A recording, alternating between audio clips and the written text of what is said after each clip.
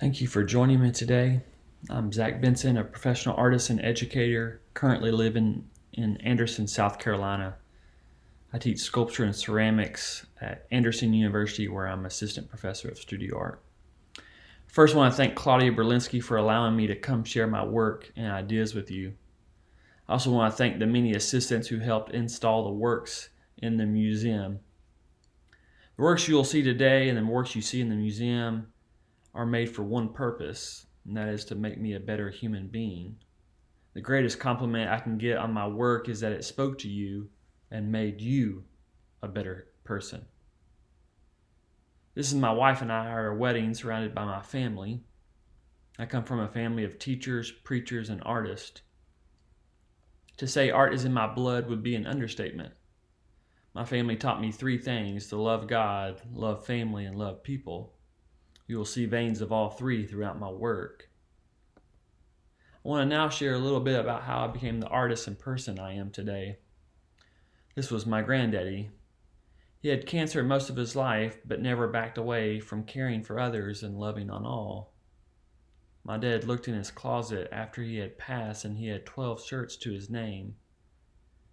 He was able to have more. This is not a symbol of how poor he was. It was in fact a symbol of how generous he was. I was raised to be an advocate for heart issues, for social issues, for my soul to not be complacent. This photo was taken on the front steps of Antioch Baptist Church during their VBS in Athens, Tennessee in 1969, where my granddaddy was the pastor. 1 year after Martin Luther King Jr. died in 1968, actually on the other end of the state in Memphis, Tennessee. As you can see, there's a mix of black and white children. A little later, he was kicked out of the church majority because of this. You know he had to think that this might cost him his job, especially during this time. But what did he do? He loved first. He was navigating life through his pastoral leadership. I do the same thing, just in art form. I make work to help guide me in what I truly believe. I'll start with this piece, as it was a pivotal piece during this whole process of figuring out what I wanted to make and furthermore what I wanted to say. Used communion cups with wine stains, a gorgeous and unique material. I'd been wanting to use this quote-unquote material for a long time, as the act that you take with this cup means so much to me. The title, Looking at Life Through Rose-Colored Glasses, explains how the act of communion, the remembrance of what Christ did for me, allows me to see the world in a new light, a light of love and compassion. I used the CNC router to make this piece. It was the most tedious piece I'd ever made. I was talking about such a sincere act that it had to be incredibly precise. On July 9, 2015, South Carolina's governor signed a law that called for the removal of the Confederate battle flag from the State House grounds and had it sent to a museum. This was a very trying time. I wanted to speak to this story even though it was an aggressive yet fragile one. I've seen and thought about this flag for much of my life, as probably you have as well. How could I speak to it though? I thought about the material itself that I had in my studio. A fence. What does it naturally say? It divides, it keeps out, it isolates. Perfect material for this idea. That is how I go about choosing my material. The material allows me to navigate what I believe, what I am feeling. So in the end, I can place the concept on the material and they stand together, they collaborate. How I decided to display the piece is most important. I decided to roll it up to make it feel intimate, small, and almost like it's hiding in a corner. Like it's saying, don't look at me, please don't see me, I'm ashamed. I've struggled with voting ever since I came of age. This climaxed 2 times ago during that election cycle. I always felt every candidate and every party used my faith, my morals, as a pawn. I'll be honest, at first, much of what they said was appealing, and I started to get swayed based solely on the fact of their attentiveness to my faith convictions. I began fabricating parts of this piece using a 3D printer. Hundreds of hours were dedicated to making sure each piece was printed correctly. The donkeys on the left and the elephants on the right are all 3D printed plastic. These are purposely made using cheap and off-colored material. Contained in the central cross, the sheep among wolves per se, are all handmade sheep using plaster of Paris and holy water. This piece describes how I feel when trying to navigate the political spectrum when voting. I feel as if all parties are again using my faith as a pawn, when in essence I need to care about one thing: loving my neighbor.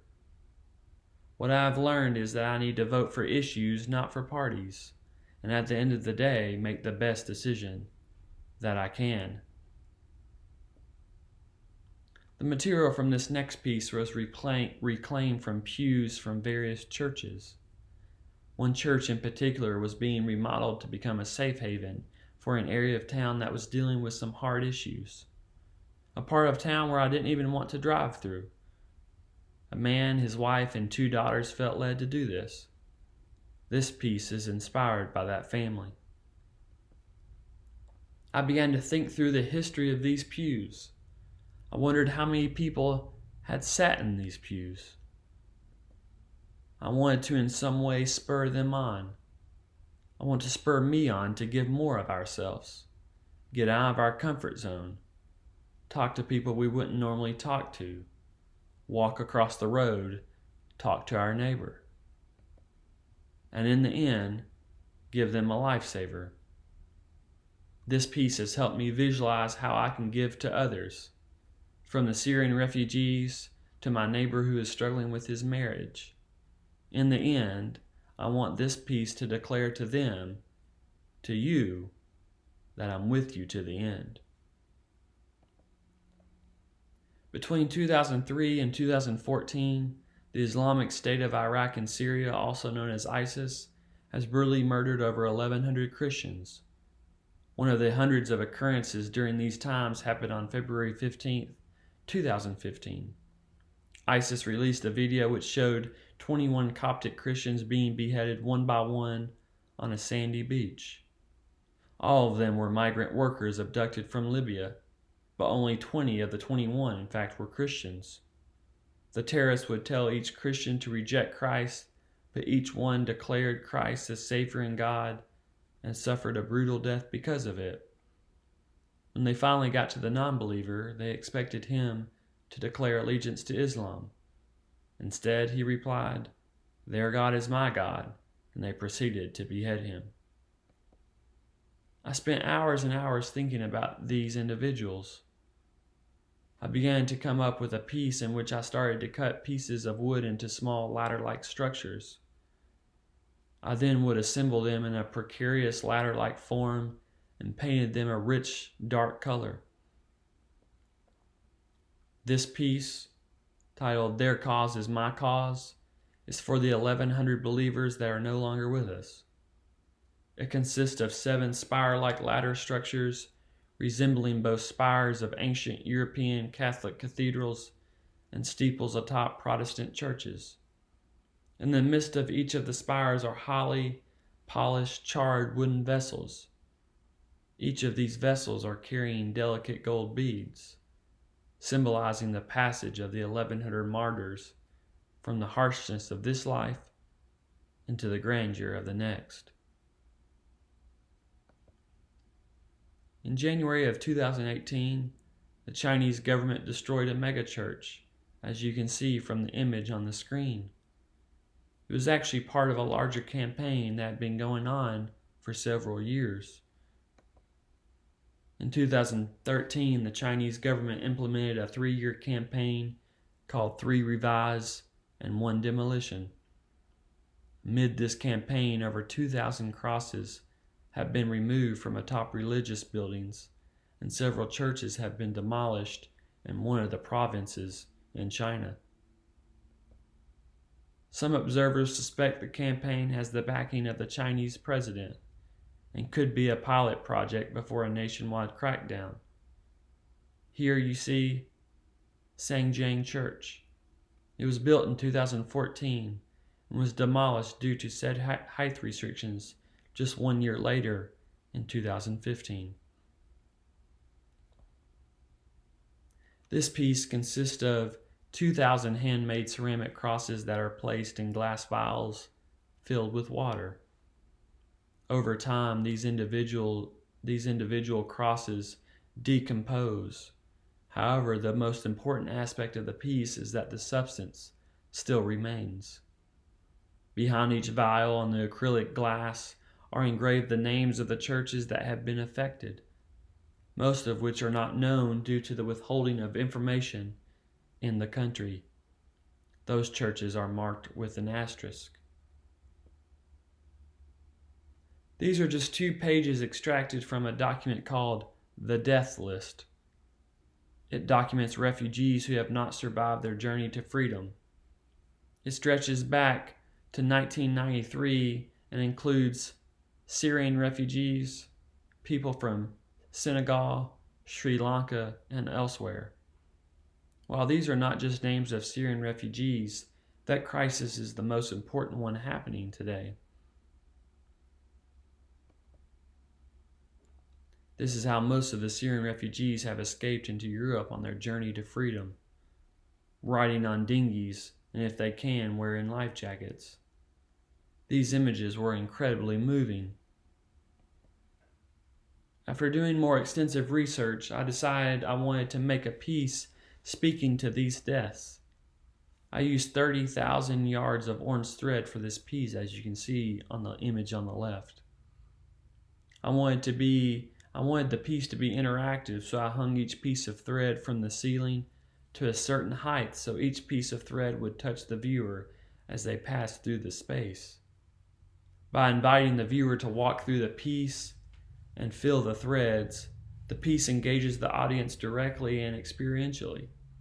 One literally feels surrounded by the loss. This is what became of it. A boat sits in the center of the installation, suspended in space and unmoving. Sounds of the sea churn in the background, viscerally evoking the experience of navigating choppy waters. I extracted this sound from a video documenting the refugees coming across the water and landing on the shores of the island of Lesbos, Greece. The viewer is able to walk through the room and have the strings graze their body. I want this piece to give a significant physical presence to the number of deaths that have occurred when trying to seek freedom. I want it to seem like you're among the perishing. The Syrian Civil War was started on March 15, 2011, and is ongoing today, as I showed you previously. Almost 6 million Syrians have had to flee their country and become refugees, as you can see on the image on the right. They have started to write their cries for help on their tents, as you can see on the image on the left. This one states, "Fear God in us, ye nations." After talking with a translator, they stated that this cry is a cry for help, that if we fear God, please help. This piece, called God Help Us All, speaks to my reaction, my country's reaction, and most of our world's reaction to this crisis.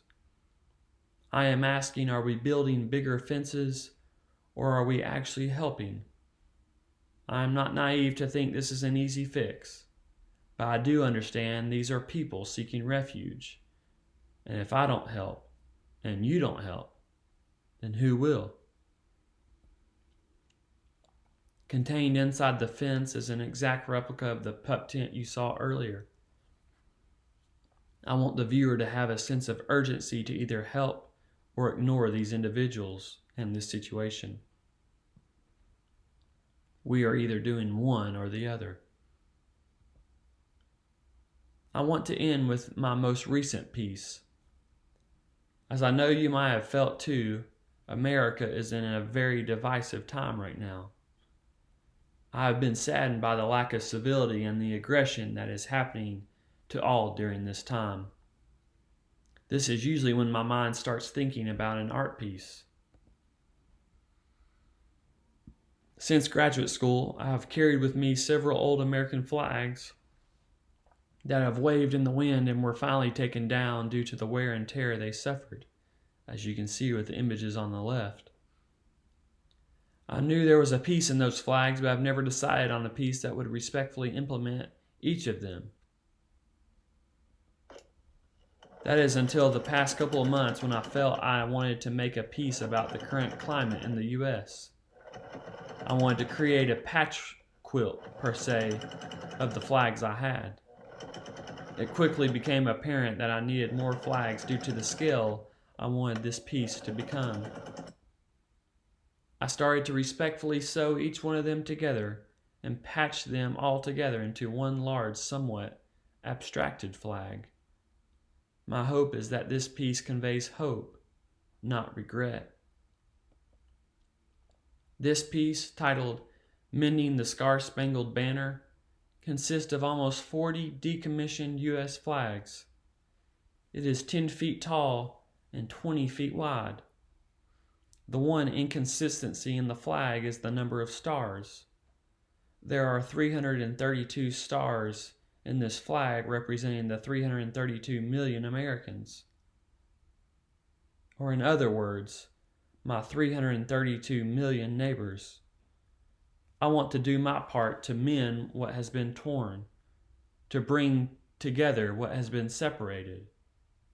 In the end, I want this piece to make the viewer ponder whether they are helping tear their community apart or helping mend it back together. So to end, I would like to share something that relates to every piece in the museum and every piece you have seen today. My wife and I visited the Holocaust Museum when we lived in Washington, D.C. One of the things that stood out to me was this quote by Martin Niamler. He was a prominent Protestant pastor who emerged as an outspoken public foe to Adolf Hitler and spent the last 7 years of Nazi rule in a concentration camp. He stated, "First they came for the socialist, and I did not speak out because I was not a socialist. Then they came for the trade unionist, and I did not speak out because I was not a trade unionist. Then they came for the Jews, and I did not speak out because I was not a Jew. Then they came for me, and there was no one left to speak for me. I, as an artist, want to be the one that speaks." Thank you again to the McDonough Museum of Art and Claudia and the Youngstown State University for allowing me to come speak and share my work with you.